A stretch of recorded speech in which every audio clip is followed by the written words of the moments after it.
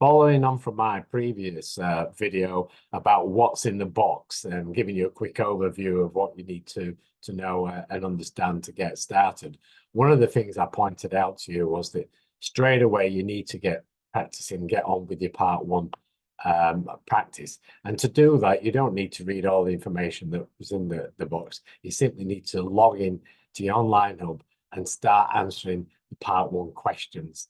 Behind each of the part one questions, there is the theory, which does exist in Binder 2, where all the reference documents are.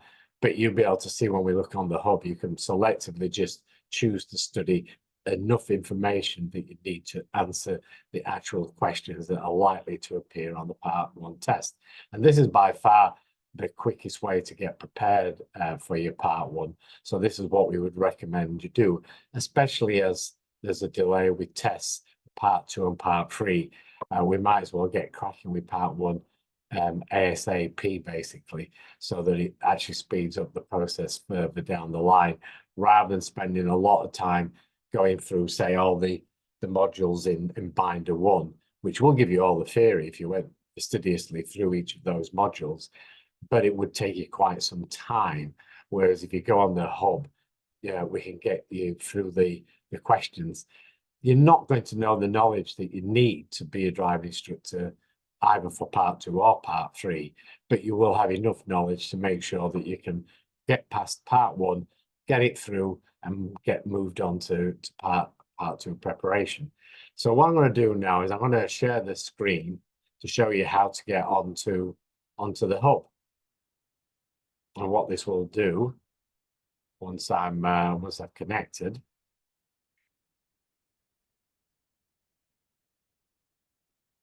And here we go. You can see that what I need to do first of all is log in. The hub is on myldc.co.uk. That's basically what you need to type in. You will have given an email, or you will have used an email with a link from the training department, and you will have set up a password for your login for your online PDI hub. If you wonder what PDI stands for, it's a term that we use throughout the industry. We're full of jargon, and this is one of them, which is potential driving instructor. So often people who are students to become ADIs, they're called PDIs. So I know that I've got a login, which will actually put me into the ADI Online Learning Hub. I'm going to put my password in.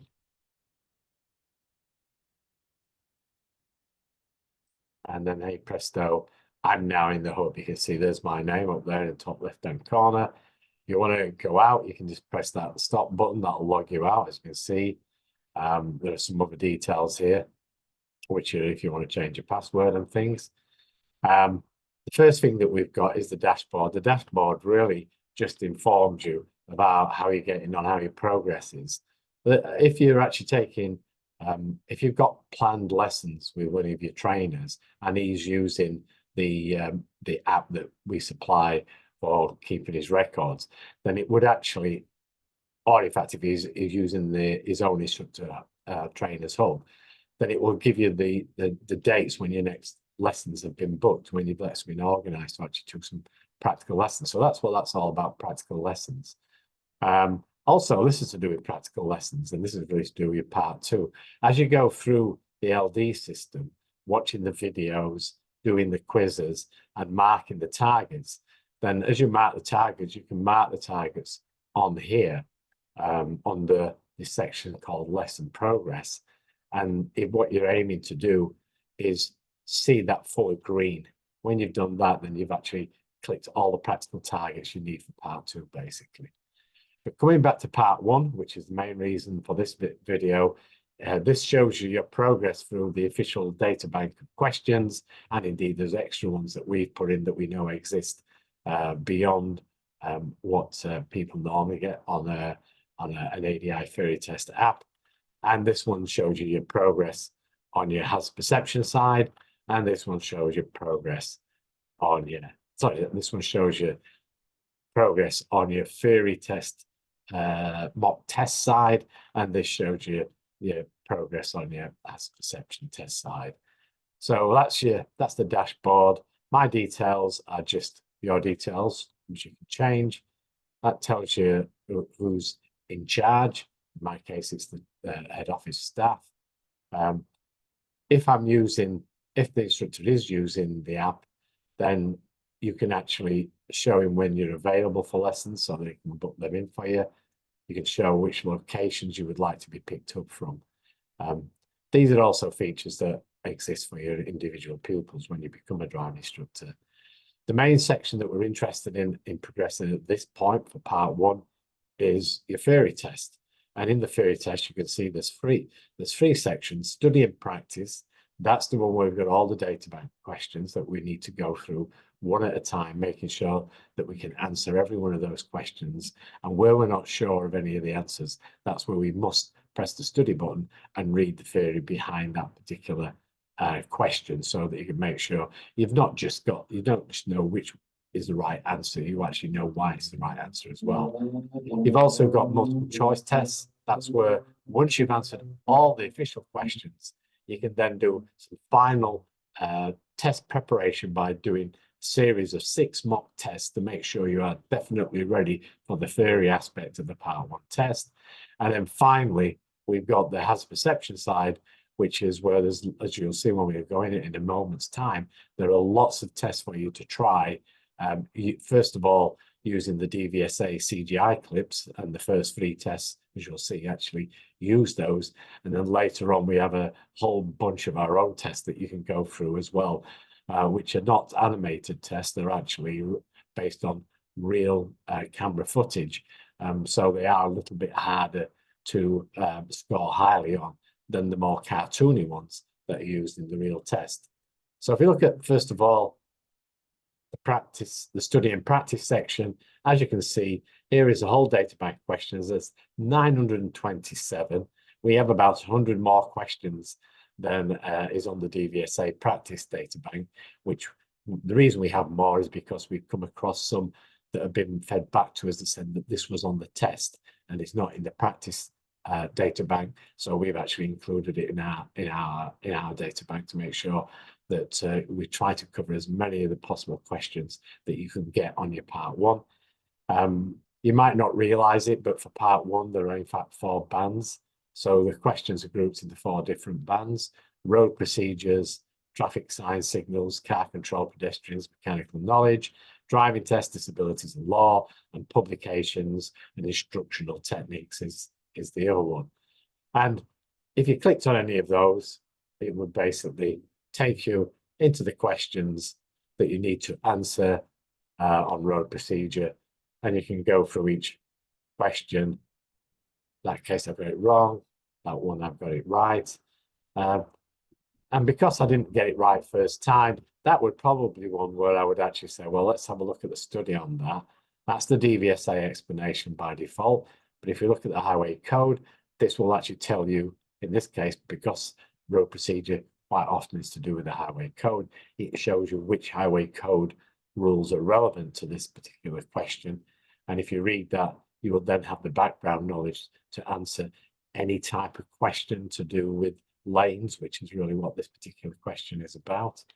So switch that off for a moment, so let's get that out of the way.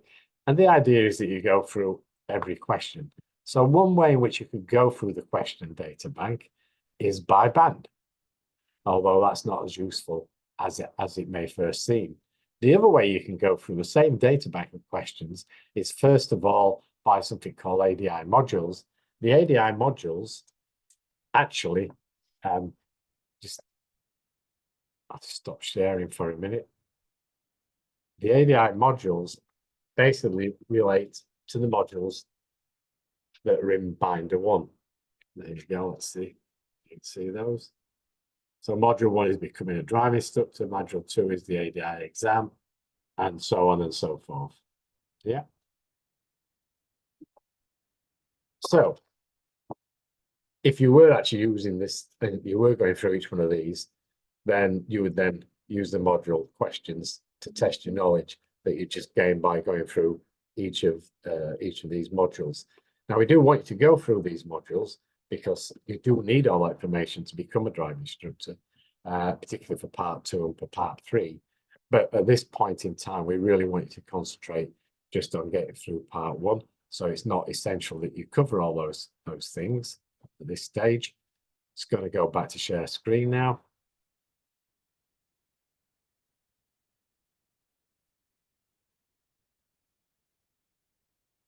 There we go. And as you can see, here's the modules that we were just looking at. You see, there's only 2 questions to do with becoming a driving instructor, which I've correctly answered.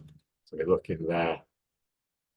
The first question is, what's the minimum distance you need to be able to read a number plate to pass your ADI Part 2 test, basically?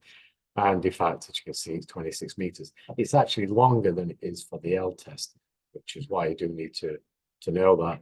And again, if you weren't sure of what that was, you can either look at the DVSA explanation, or you can look at this and you can see that it's part of the module 1 notes in here in binder 1. In binder 1, there is in fact information about becoming a driving instructor, and that's where that information is extracted from. It's extracted from the notes that were in binder 1. So that gives you an idea of how that works. So that's one way you could go through all the questions.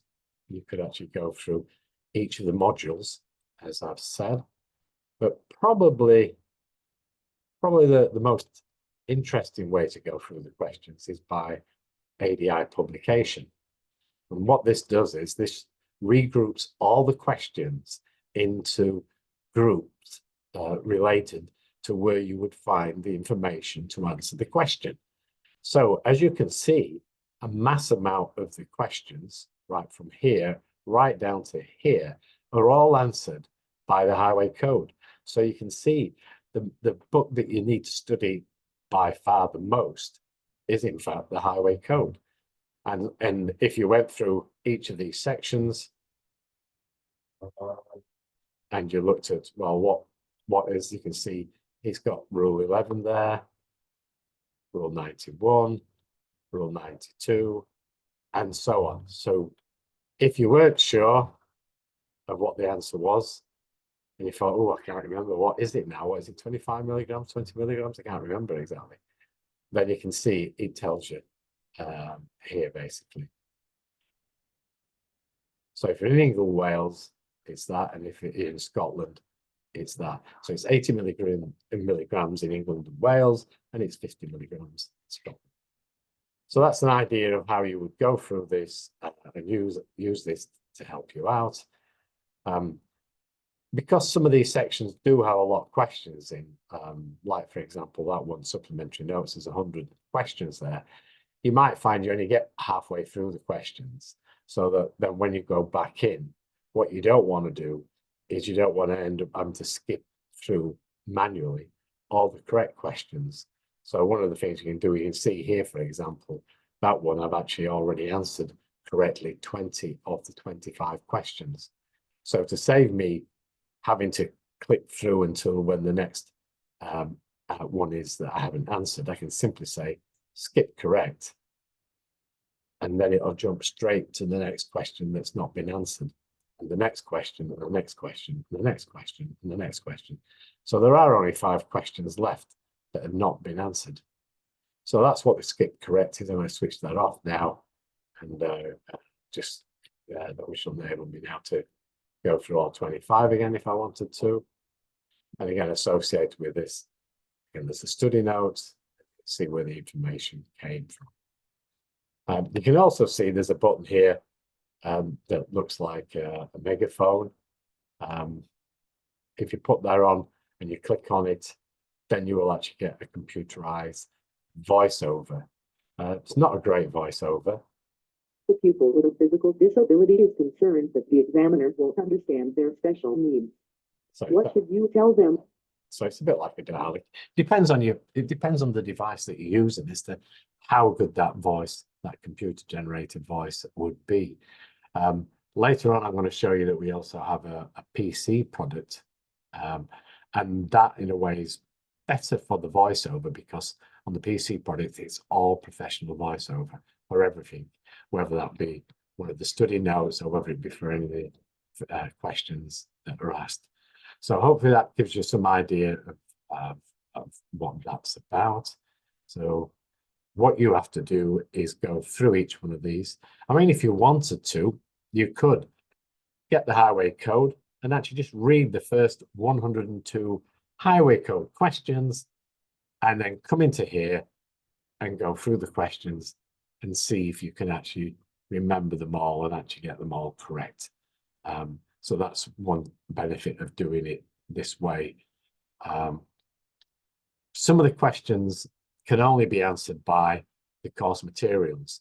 And what I mean by the course materials is, first of all, any of the modules, the notes to do with the modules, but also anything to do with Binder 2, which is where all the reference documentation is, all the books and the theory and stuff that you can study. That's all answered through there. So if we went through there, for example, you can see this question here about progress, about something called the learning plateau, is to be found in Teaching Driving Manual, Part 1, Section 3, Lesson Evaluation. So that's the extract. That's where it's come from. TDM means Teaching Driving Manual. M43 means that's from the module notes, module 43, which 43 is, as it says here, teaching methods.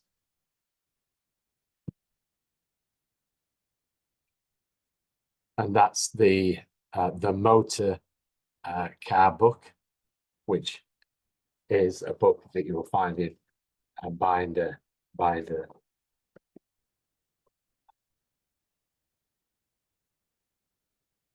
Sorry, it's in binder 1 at the end. It says there, it says if I can see that. The motor car book. It's in binder 1. And it's 21 vehicle safety checks. So if you want to actually go back and look at the actual where it's from, where this information is from, then you can do. Or if you're a bit lazy like me, you just learn the theory that you need to learn, which means you don't need to necessarily learn all that. But it's at some point you will need to go through binder 1 and go through all the modules, because you need to know all that information for part 2 and particularly for part 3. But as far as passing part 1 is concerned, you've got all that you need actually here on the hub. So that's how we would suggest. So first thing you do is go through every one of these questions until you get them all in the green box. So they end up with 927 there and 927 there. And that's when you will have completed that exercise. That's the first thing you need to do. So you can get cracking with that straight away. It's not that difficult. Once you've done that, you're then ready to go on to the multiple choice test. And as you can see, there are 6 properly balanced multiple choice tests, exactly like you would get on the actual test itself. So it is very, very realistic. So if you were going to do a test, you'd move in. Now you've got a similar sort of, you've got a question and you've got 4 options. This time there is no study, there's no hint, naturally, because it's a mock test. So you're going to have to hope that you remember what the right answer is to this question. So when I click it, it's not going to tell me if it's wrong or it's right. You're just going to have to wait and go through that and find out later on how you've performed. Now, obviously, the way I'm going through that, I'm probably going to end up with a really shocking result, unless I've been extremely lucky, in which case I might actually end up with quite a good result. As on the test, you can flag a question. So if there's one question you think, oh, I really don't know which one, I'll come back to that later and I'll just answer some more questions. I'll go on and answer some more questions. And then you think, oh, no, I've come back to that one as well. So I'll answer some more questions and you keep going on. Then when you've finished everything, you can go review and then you can see what's happened. It'll tell you that there's 100 questions. You've only answered 11 so far. There's 89 that are not complete, and there's 2 that you flagged. So at the end, hopefully, you will have done 98 questions and you might have forgot the 2 that you flagged. But don't worry, if you want to go straight to the flagged ones, you just review flag and it will take you back to the flagged ones. So I could then answer the 2 flagged ones that we had, and then we're back round again. Go back to the review. What I'm going to do now, I'm just going to end the test. And as you can see, not surprisingly, I've actually failed. And it shows you exactly what's happened. And it marks them by the band. That's why you need to know the band, because that's how you're assessed. And what you have to do to pass, you have to score 85% overall, but you also have to score 80% within every one of those bands. So it is possible to get a score, I think it's up to 95%. Yep, no, not 95%. It's possible to get a score of about 87, 88, 89% overall, but still fail because you didn't get the 80% within one of these particular bands. Now, again, unlike the actual test, on this test, you can actually review the answers that you put. And you can see here that it shows you whether they were right or wrong. And you can review them that way. So that's what you would do next. You would actually make sure you did all 6 of these and you've got all 6 right. If you felt you needed even more preparation, you're not going to get any new questions, but you can actually get a mixture of the questions that you've done by doing a random test to make doubly certain that you're ready for the actual theory test itself. So that's how you prepare for the theory side, part 1. Then if you look at the hazard perception side, as I said here, you've got the first 3 tests are actually DVSA CGI clips. These are the ones, practice clips that they provide you with.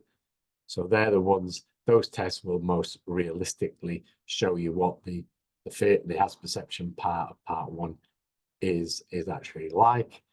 There is one here also, because we kept the old clips that the DVSA provided us with before they went over to CGI clips. Then we've actually got that test there as test 4, and then all of these tests are own tests. As you can see, I've been successfully passing those, failing those. Don't be too surprised if you fail the real ones, because it's much more difficult to spot the hazards than it is with the CGI clips. So I would say that if you're scoring over 50 on the real ones, you're doing pretty well. But unfortunately, obviously, you have to score 57 to actually pass the real test. So if I decide to retake that test, it gives you some information about starting. So I'm going to start. Now, bear in mind that I'm actually video recording this screen and talking to you at the same time as we're playing these clips. So these clips are not going to be playing at the proper speed, and occasionally it might actually stutter and slow down. But if you can imagine that when you're doing this test, you will see that in fact it works pretty well.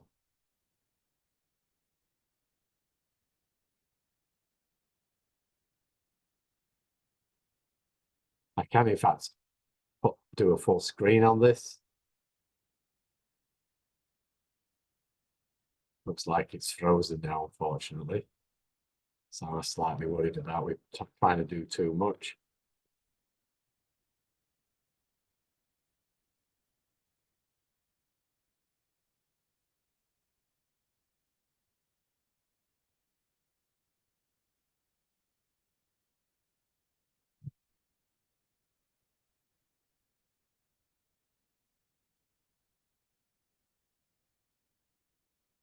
Press escape. We can't really do it, but I can't really show you very effectively. But what happens when you see a hazard, you can click and you can see there's some flags at the bottom. And then at the end of the test, it will actually allow you to review each clip. And what I'm going to do is I'm going to do a little cheat, really. What I'm going to do is I'm going to go back out. and I'm going to review an existing test that I've taken to show you what I mean. So at the end of the test, this is what would happen. You would get a score like this. You can see what I've scored well on. You can see there's a couple there that I've got 0 on. So what you can then do is you can actually think, well, why did I only get 4 for that? And what it will do is it will show you, flags show you where you clicked. This is a play bar. You can actually pause the play bar on 5, 4, 3, 2, 1 if you want to see where they are. You can even change the speed at which you play back the video. So and there's also some text to help you understand what the hazard is all about. So that's the way in which you would review each of your hazard clips. 5. So as soon as the lorry appears, you need to be clicking in this case. And now it's too late if you notice it now. So if you click now, like I did, as you can see, I just clicked there. It's far too late. But the early 2 clicks I made did in fact score me some points. So in this case, I managed to get 5. I think this is somebody who moved over.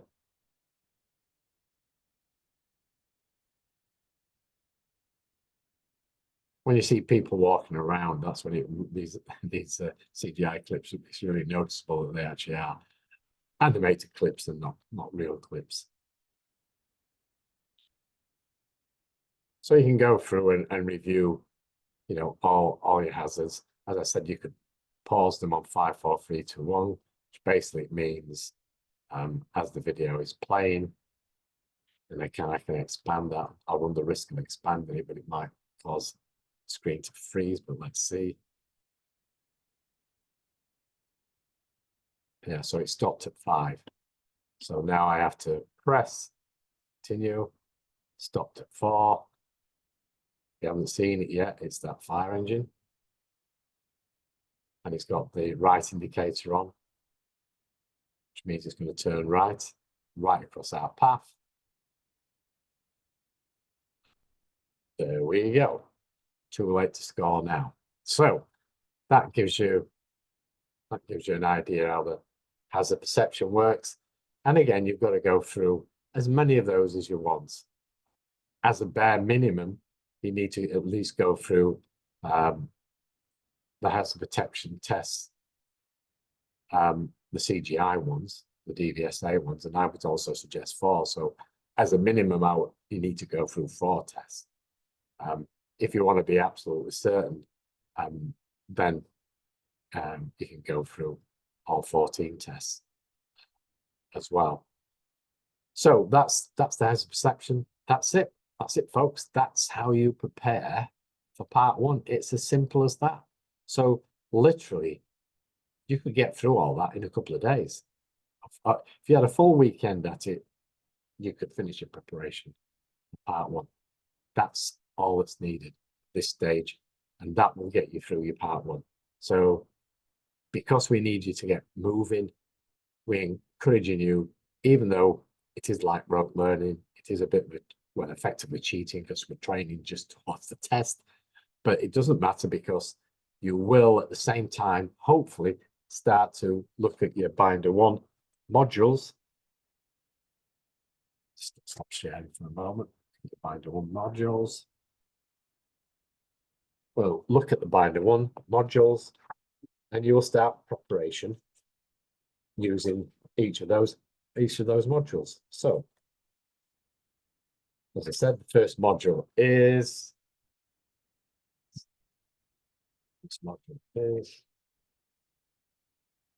become an approved driving instructor. So it gives you the aims and objectives of the module. It gives you study references. So if you want to get all the background information that you need to be able to understand this particular topic, then you can follow those through. And there are some optional self-test questions so that you can actually write down what you think don't worry if you're not one for writing, because you will get the self-test model answers. So you can actually check this, the model answers against the answers that you put in, which are probably, and if they're more or less the same, then you can say, yeah, you're great. But they are optional, so you don't have to do them. It's more important that you follow up the study references. But when you come to the first driving lesson module, which is getting moving, then again, you've got optional model questions, but what's more, so you've got optional questions you can ask, but what's more important is the preparation. We want you to do a little project. And all the projects, really, for every one of the lessons, is to find a place where you would actually think it would be a good idea to actually deliver a moving off and stopping lesson to a complete beginner. So you're trying to find in your area where that would be. So, you know, you get yourself involved with Google Maps or something like that. Look around. You might know, yeah, you might even know your area. Think, where could I actually deliver this lesson?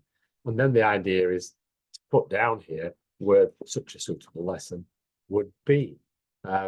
Using that location, then what we get you to do is do like a running commentary where you would actually pretend, if you could get somebody to sit with you, you could actually talk them through what they need to do, the cockpit drill and all the other things that are associated with moving off and stopping, and you could actually just tell them what they need to do. If you can't, just talk to yourself, and talk to yourself as you actually take those actions. If you actually do have somebody helping you out, there's actually a little sheet here to ask them what they felt. You know, what they felt, how you did, how did you do? Did they understand your explanations that you gave to them? Did they follow what you were saying? And that goes in there as well. And then that same approach is repeated for every one of the driving lessons in that relate to a module. And they obviously go back to the video, and please get a workbook.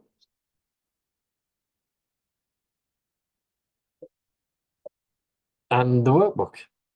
So what you do is, for each of the modules, the reference, the studying that you have to do is, first of all, you have to read about the lesson. So getting off and moving, you read about the lesson. It also gives you some links to the highway code, which will be useful to follow up as well. So it's describing what the process is. It shows you what moving off and stopping is. Now, this is the work that would normally your pupil would do. There's then some suggested practical exercises that you might do if you were delivering this lesson. So when you're thinking about where should I do this lesson, you might look at those practical exercises and say, well, where would it be possible to do that? And so you can now see that you're starting to prepare for really part 3. But there is one other task that we ask you to do as part of this, and that is we ask you to look at the targets that are in the book. These are the targets that you will tick off with your students. And the first target you have is, can you read a number plate at the required distance?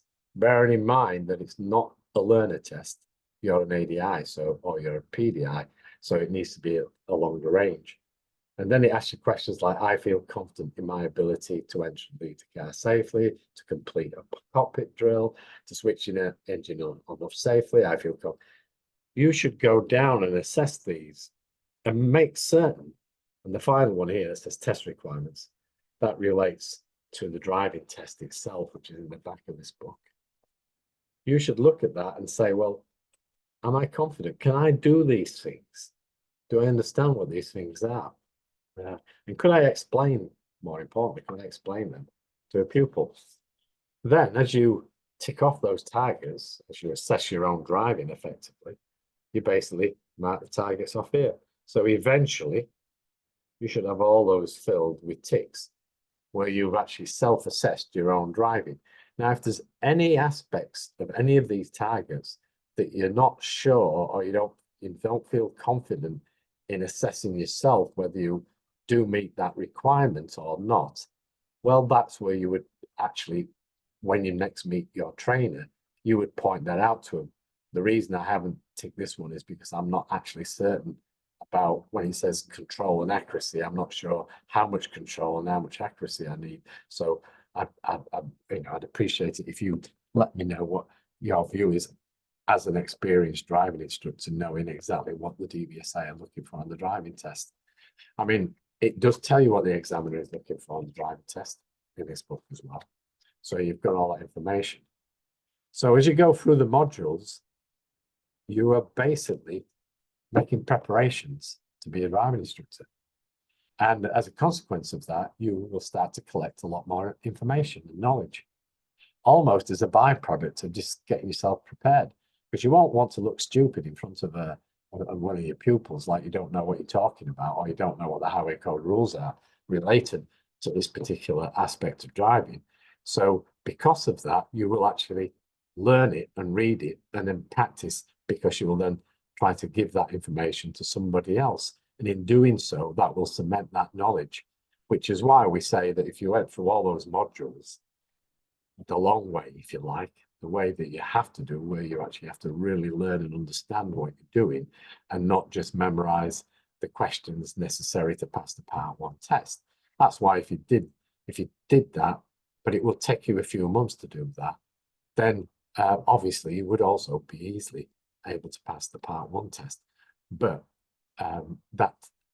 because we don't want you to mess around, we want to get Part 1 passed as ASAP, then we're suggesting just go on the hub, get through those questions, do what I said, and away we go. Now, as soon as you've done that, or in parallel with that, there's nothing stopping you starting the binder work, because the binder work is where you're actually going to start to learn the aspects that you need to learn to be a driving instructor and to learn what's called good practice. Now, the videos that are on to do with each of those lessons give you a demonstration of what good driving practice is.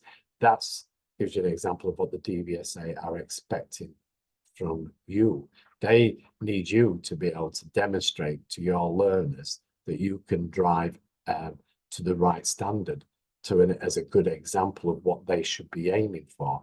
So that's why Part 2 is, in a way, also to do with Part 3. And the other thing is that you also need to start thinking about not only have I got a problem with something, or I can't, my driving's not as it should be, but you need to convince yourself as to why you should change. Why do you need to change that behavior?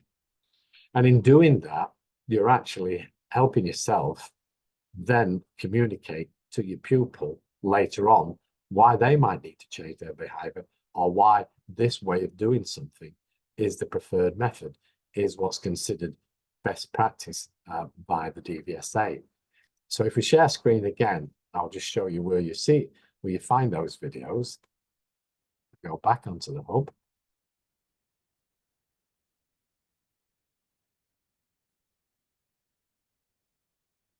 There we go.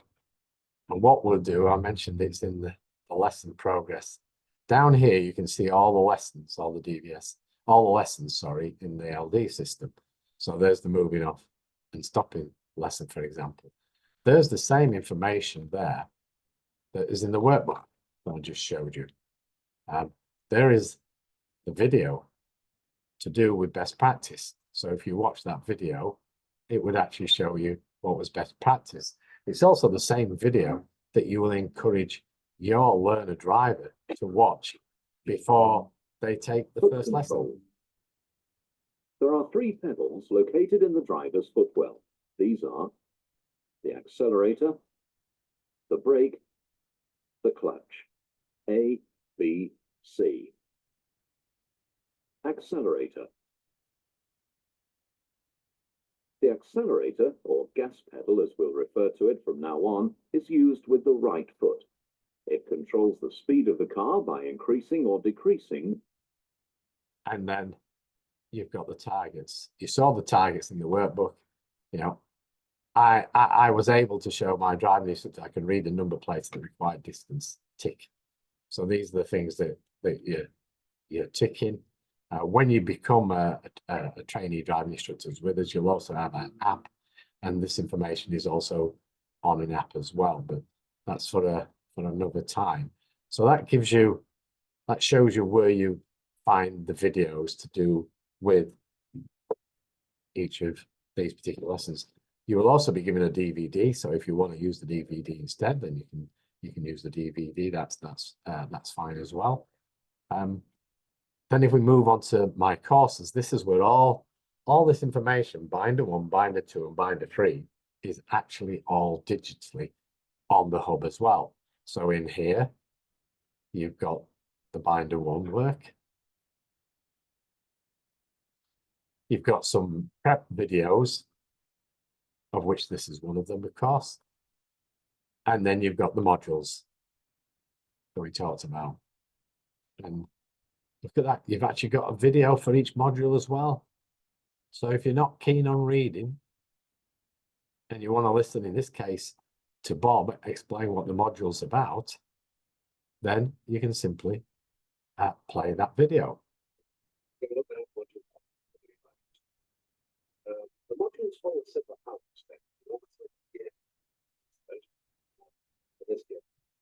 So, if you're not one for reading books, then you can do it through here instead. The choice is yours, or do a bit of both. It's basically up to you. So there are all the stages. There's all the modules that you need to go through. Now just go back here. There are also some documents. So here are some workshop documents. This is what you will need to study before you attend these workshops. And that gives you a nice overview of various things. There's the workbook on how do we learn.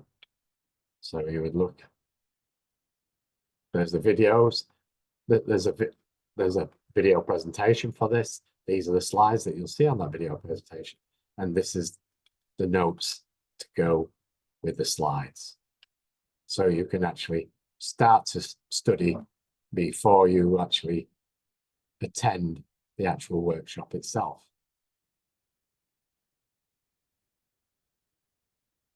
You've also, even though it's perhaps a bit early to be thinking about in binder 1, but we've got the quick guide to part 3, which gives you everything to do with part 3.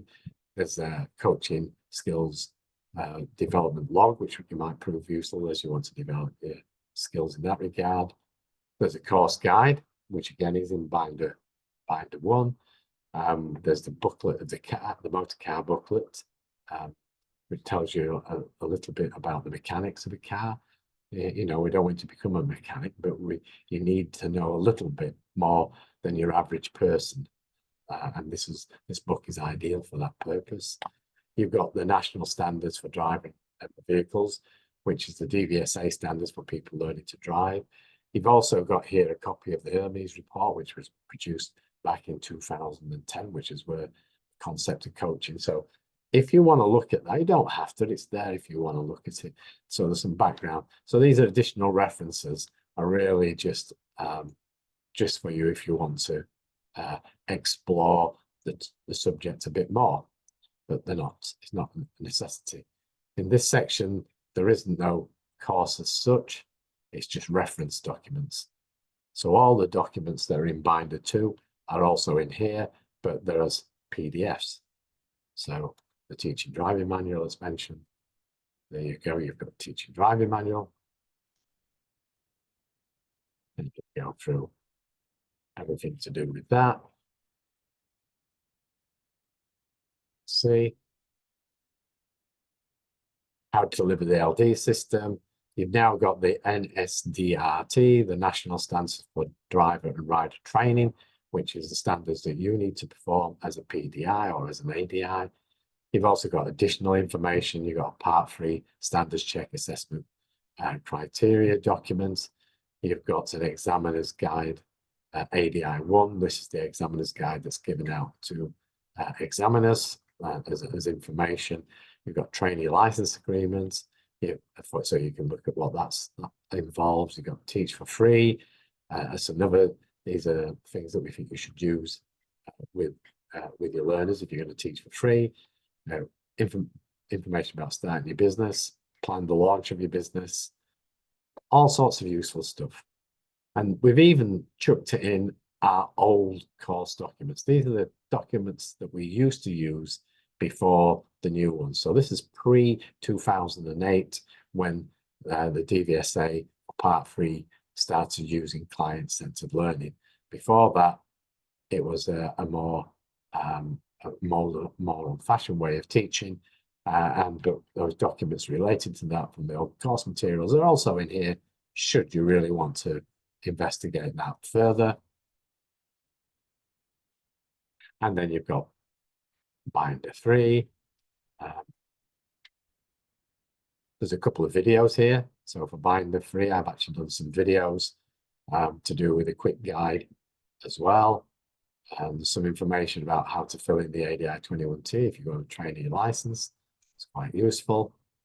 And then you've got some more documents. In this case, you've got the skills development logbook students, which is something that you'll do for logging your progress for parts 1, 2, and 3, in fact. Even though primarily we're trying to encourage you to use the driving skills workbook as your progress for part 2.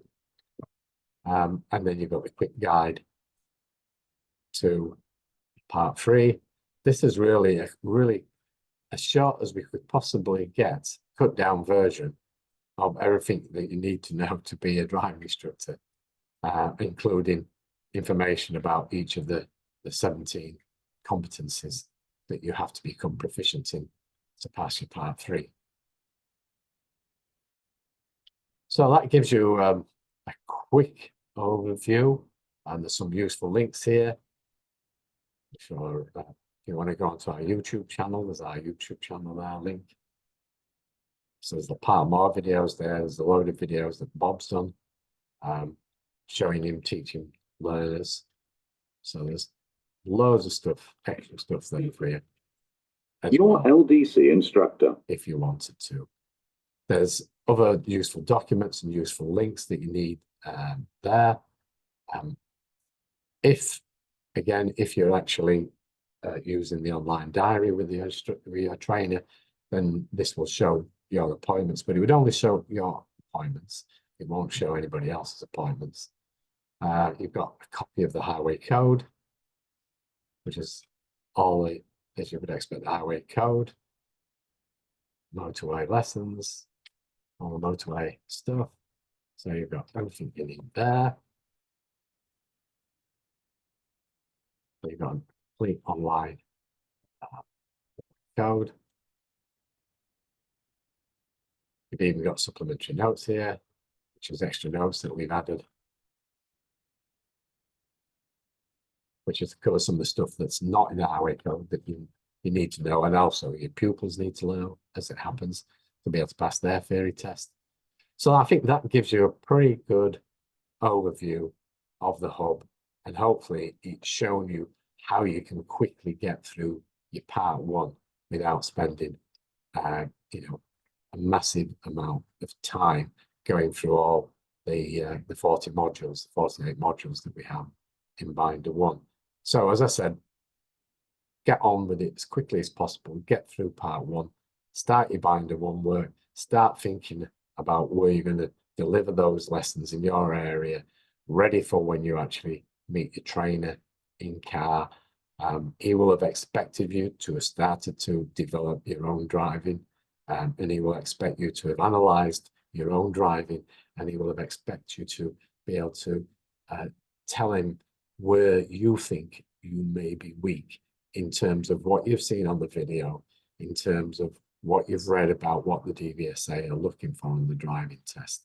And then he will help you, if you haven't already developed your skills or improved your skills in that area. He'll give you some help and exercises to complete to help you make those improvements so that you would be ready for your part 2. You will also use your part 2 training to get you ready for part 3, because if you think about it, you are being trained by your trainer. Your trainer should be showing you how to deliver a driving lesson, you know, because it's just the same whether you're delivering a driving lesson to a learner driver or whether you're delivering a driving lesson to an experienced driver. Basically, the structure of the lesson and the competencies involved are the same. So he will be effectively exhibiting some of those part 3 competencies, which you in turn will need to develop ready for your part 3. So part 2 is not just about part 2.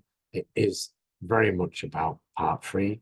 We do recommend you start doing commentary driving. That's also included in those part 1 exercises on the modules, where you get into the car and you start talking to yourself. Because as soon as you start getting used to saying what you're doing, the better. Because you do know what you're doing, because you're doing it now. You drive, hopefully you're a competent, good driver now, but you're doing everything automatically without thinking, which is great for you because you've already got it in your head. Not so great though if you're trying to pass that information on to somebody who's just learning, because they can't see inside your head. So you're going to have to re-look at everything you do and think, well, actually, step by step, what am I really doing? And if I was to explain that, how would I go about that? What words would I use? How would I go about it? Can I do it in a way that wouldn't be confusing, would be straightforward to understand? These are all the skills that you're going to have to start to develop. But more of that later when you get to meet your trainer and he starts to look at your part 2 and he actually starts to introduce some of the concepts, quite a few of the concepts you're going to have to start to think about or get ready for and develop your skills ready for part 3. So that's as much as I want to cover in this video. No doubt I'll see you in other videos. I hope this hasn't been too confusing and it makes perfect sense, and that you will actually now be able to get cracking and get through that part 1 ASAP. Thanks for watching. I'll see you later. Bye for now.